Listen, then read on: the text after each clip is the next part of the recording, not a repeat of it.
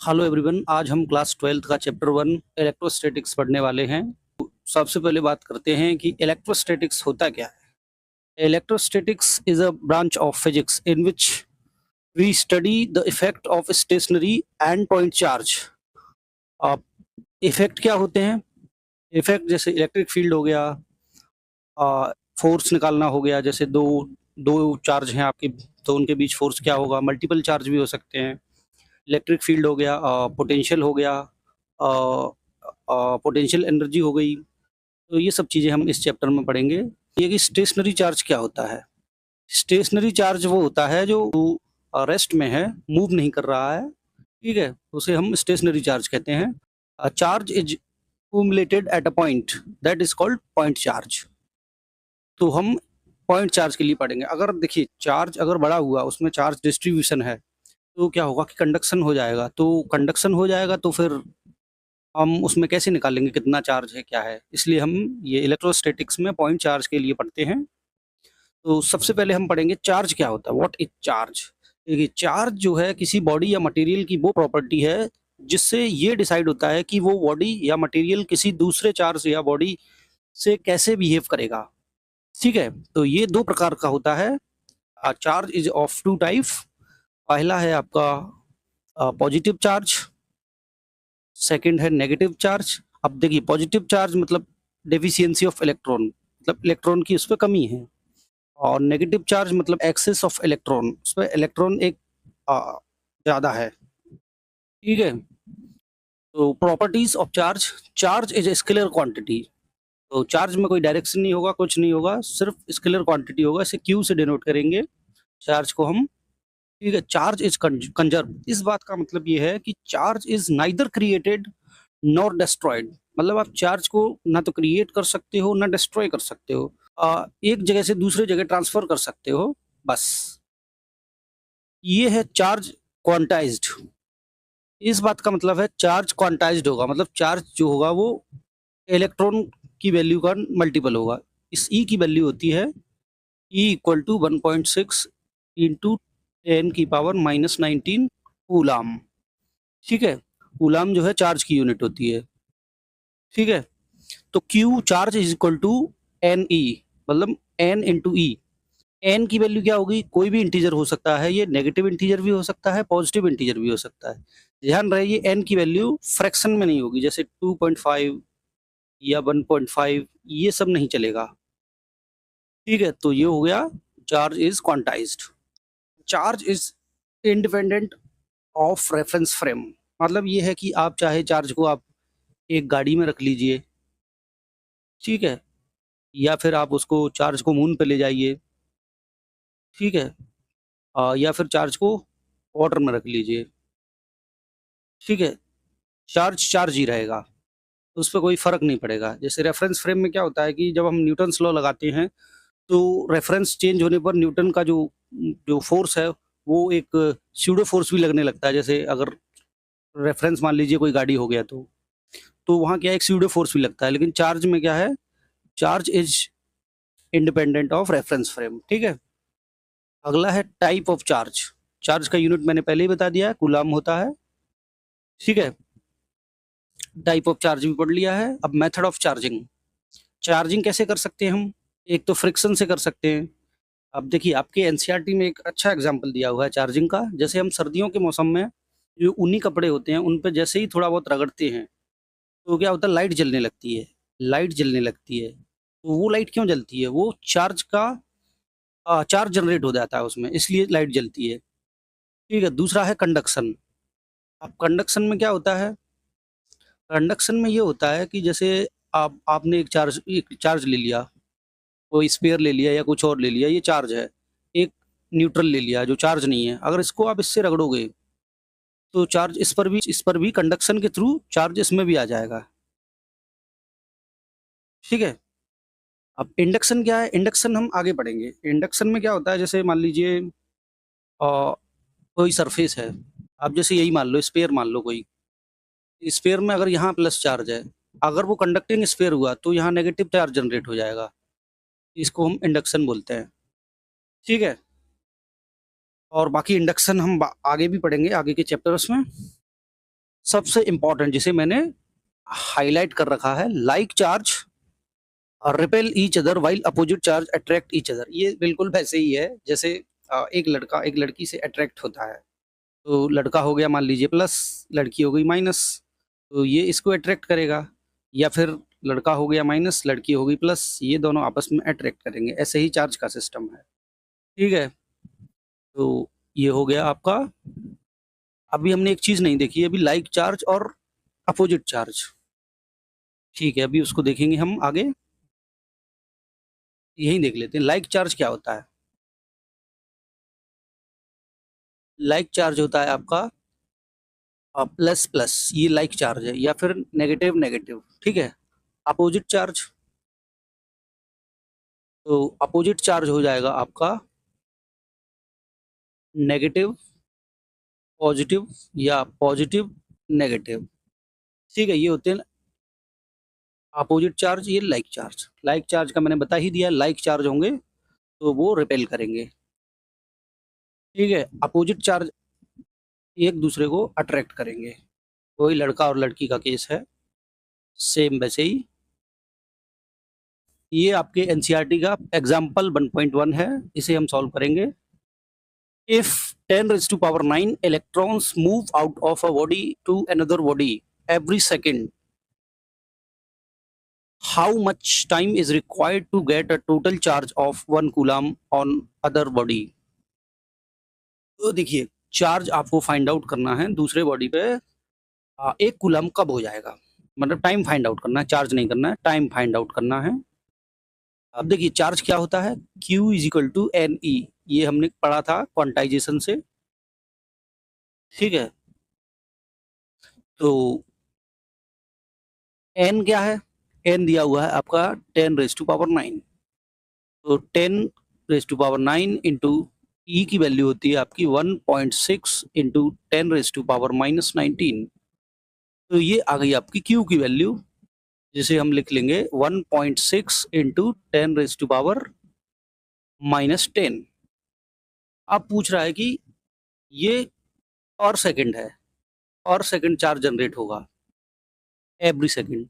अब ये पूछ रहा है टोटल चार्ज ऑफ 1 कूलम दूसरे बॉडी पर कब जनरेट होगा, तो ठीक है, जब 1 सेकंड में इतना जनरेट हो रहा है तो t टाइम में कितना जनरेट होगा, t equal to 1 coulomb by 1.6 into 10 raise to power minus 10, ये आ जाएगा आपका 1/16 इंटू 10 रेज टू पावर 10। यहाँ से 2 जीरो अपन इसमें रख लेते हैं, तो ये हो जाएगा 100, 100/16, तो ये हो जाएगा आपका 100/16 इंटू 10 रेज टू पावर 10, ये होता है आपका 6.25 into 10 raise to power 10 second, ठीक है। टी आ गया आपका। अब अगर आपको इसको आर में कन्वर्ट करना है तो आप इसमें 24 का डिवाइड दे दीजिए, t equal to 6.5 into 10 raise to power 8, यही था ना। यहाँ पे आएगा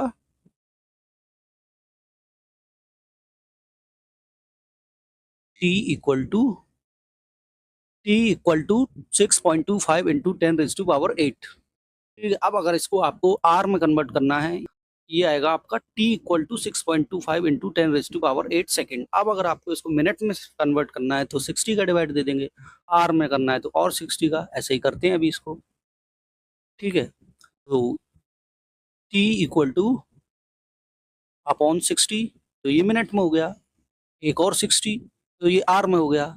अब इसमें 24 का डिवाइड देंगे तो ये डेज में आ गया, ठीक है।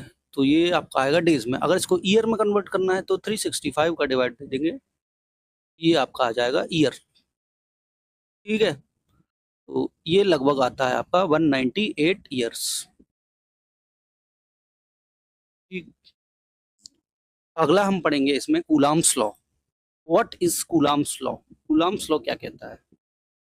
Electrostatic force between two stationary and point charge is directly proportional to the product of magnitude of charge and inversely proportional to the square of distance between them.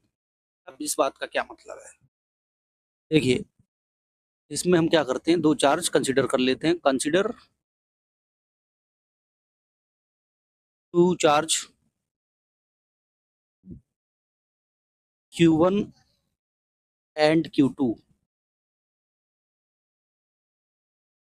distance between them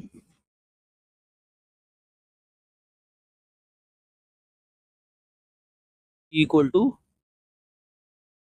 R। ठीक है, तो अब ये आपके दो charge हैं,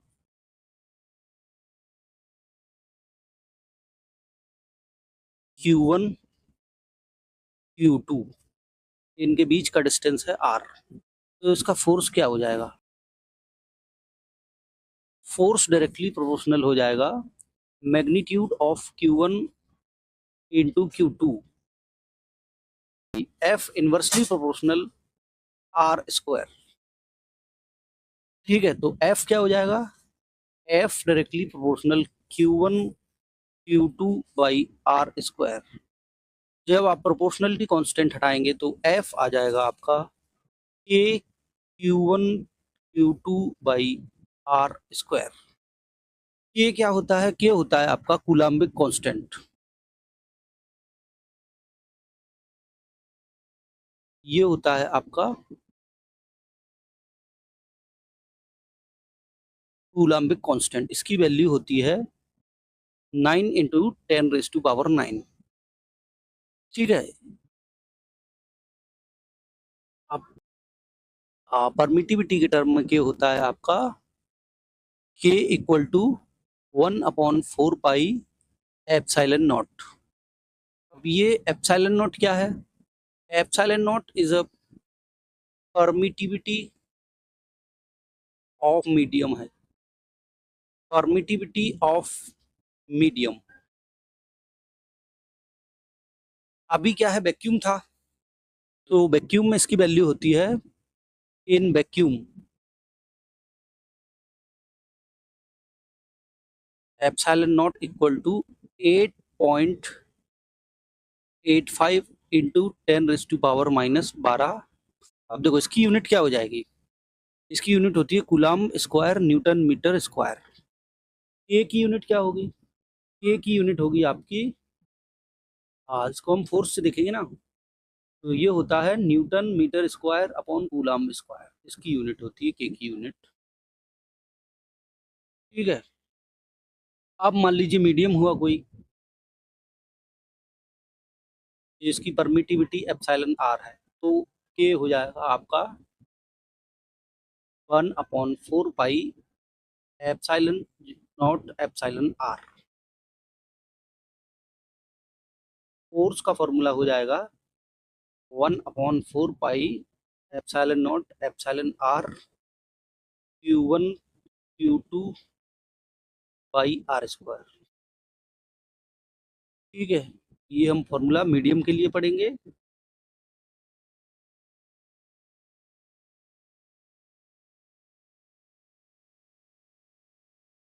ठीक है, और वैक्यूम के लिए फॉर्मूला हो जाएगा F 1/4 pi epsilon naught Q1 Q2 by r square.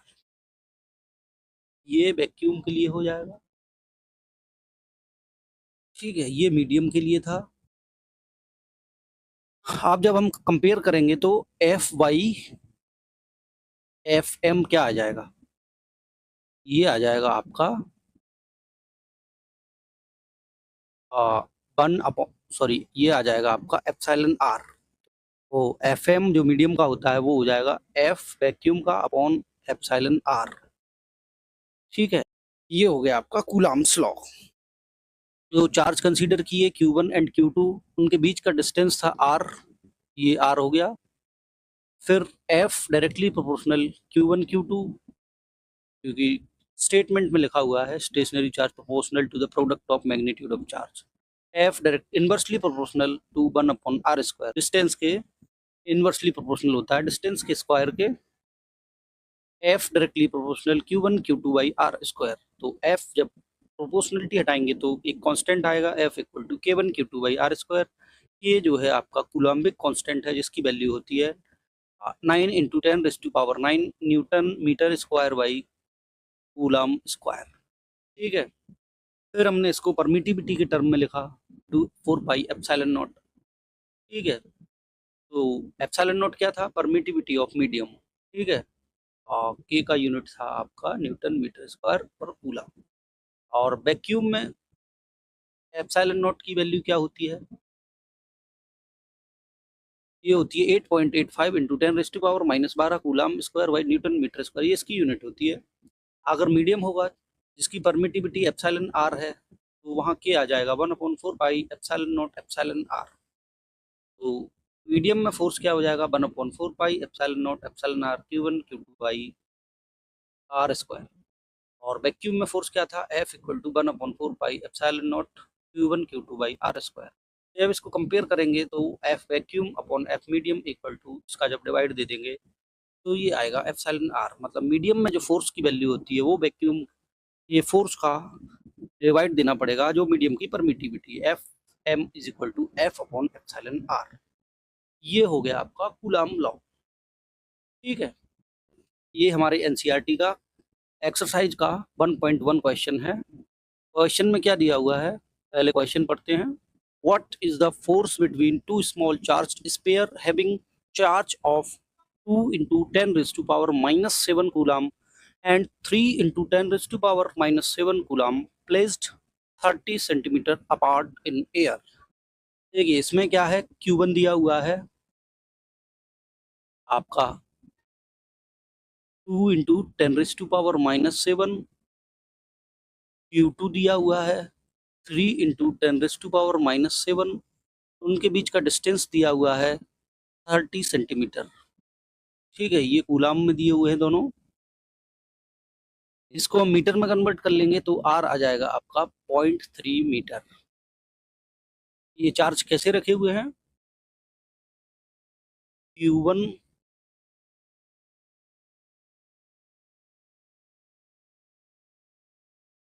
Q2 इनके बीच का जो डिस्टेंस है वो 0.3 मीटर है।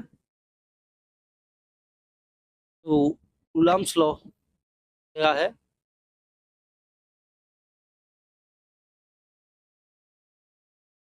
F equal to K Q1 Q2 by r square. तो F आ जाएगा आपका 9 इंटू 10⁻⁹ इंटू Q1 की वैल्यू कितनी है? 2 इंटू 10⁻⁻7। Q2 की वैल्यू कितनी है? 3 इंटू 10⁻⁻7। आर कितना है आपका? 0.3। ये मीटर में निकाल लिया था हमने। तो ये सॉल्व करने पर आएगा आपका इंटू 10⁻⁻3 न्यूटन। ये आंसर हो जाएगा।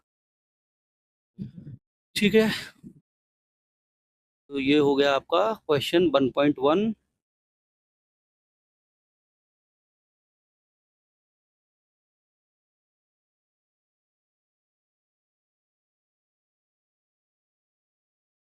अभी हम अगला क्वेश्चन करते हैं। ये हमारे एनसीईआरटी एक्सरसाइज का 1.2 क्वेश्चन है। The electrostatic force on a small sphere of charge 0.4 microcoulomb due to another small sphere of charge -0.08 microcoulomb in air is 0.2 newton. अब पहला क्वेश्चन है A, what is the distance between two spheres, and B है what is the force on second sphere due to the first. तो अब देखिए इसको कैसे करेंगे। ए सॉल्व करेंगे, डिस्टेंस पूछा गया है इसमें, distance between to sphere.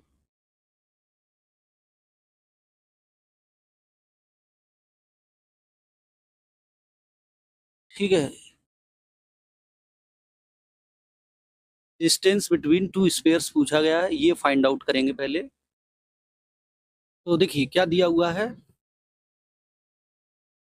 Q1 0.4 microcoulomb Q2 -0.8 microcoulomb, F कितना दिया हुआ है 0.2 न्यूटन, R हमें फाइंड आउट करना है। ठीक है, अब देखिए दो चार्ज हैं Q1 Q2, इसकी वैल्यू है 0.4 माइक्रोकूलम, इसकी वैल्यू है -0.8 माइक्रोकूलम, डिस्टेंस R हमें फाइंड आउट करना है। ठीक है, तो कूलम्स लॉ अप्लाई करेंगे हम, applying coulomb's law. Coulomb's law क्या है, F equal to K Q1 Q2 by R square. यहाँ F की वैल्यू दी हुई है 0.2, ये होता है आपका 9 इंटू 10⁻⁹। ठीक है, Q1 आपका दिया हुआ है 0.4 इंटू 10⁻⁻6, सेकेंड दिया हुआ है -0.8 इंटू 10⁻⁻6, ठीक है, अपॉन R स्क्वायर। अब हमें R स्क्वायर फाइंड आउट करना है, ये आपका आ गया R स्क्वायर, तो R आ जाएगा आपका √144 इंटू 10⁻⁻4, ये आ जाएगा आपका 12 इंटू 10⁻⁻2 इज इक्वल टू 0.12 मीटर। ये हो गया आपका आंसर।